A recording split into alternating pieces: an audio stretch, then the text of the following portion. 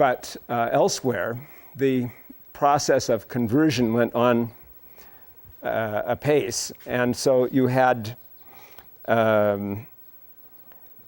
you have some histories now written. And so you have some efforts to estimate by various means, which are all not absolutely historically certain, but involve a great deal of study and erudition, the time by which a certain country became 50% Muslim. So Egypt became 50% Muslim more than 300 years after the Muslim conquest of Egypt. And that means for more than 300 years, the majority of the population were Coptic Christians. And it means eventually the Coptic Christians started to come over to Islam, and they did so very slowly. So in 300 years, about 50% of the population became Muslims, and there was a very small Muslim immigration into Egypt. So there were, of course, Muslim officials, and so Muslim Arabs immigrated to Egypt, and so a few Copts became Muslims early on, but very, very few. Generally, the Copts remained solidly Christian till about 300 years. 50% of them by then. Say after about 100 years, they started to become Muslims, and then by 300 years, 50% had become Muslims. And by 600 years, the Copts reached their present percent. And for some reason, since then, they have declined slightly.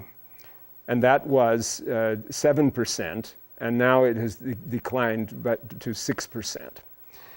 And you will always see in American newspapers and sources that the Copts are 10, 12, 15, 20, 25, 30, or 50% of the population of Egypt, and that is untrue. And there are Christian researchers, in fact, who have researched that and say that is absolutely inadmissible for the number of Copts in Egypt, because the censuses of Egypt, which have been a constant series since 1897, have internal consistency, and the earliest censuses were carried out by the British colonizer, not by the Egyptian government or Egyptian Muslims. And so the first census turned back a return of 7% Coptic, the Copt population, and so it has gone.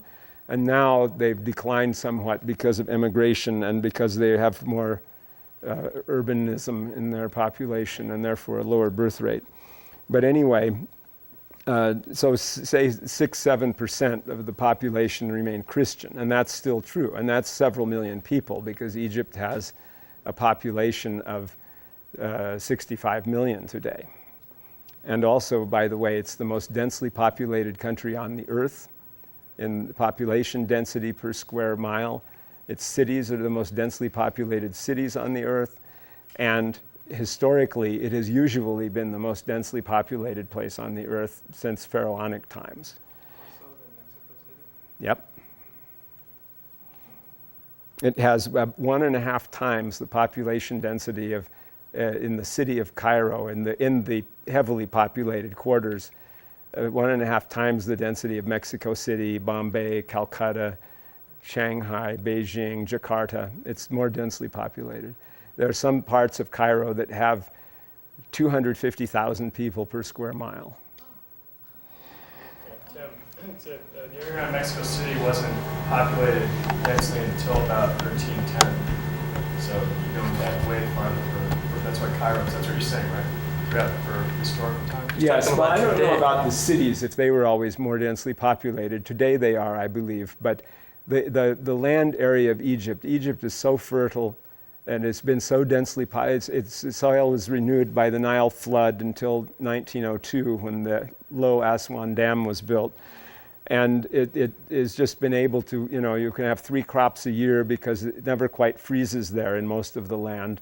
So it has a year-round growing season, extremely fertile, and it's always had a very, very dense population. And that matters a lot because it means Egypt's contribution to history is enormous. Not just the pharaonic civilization of Egypt either. And the Islamic civilization has been an enormous contribution, and the Christian civilization, its contribution to Christology and the Church Fathers' writings and setting Christianity on its course, very important. Okay,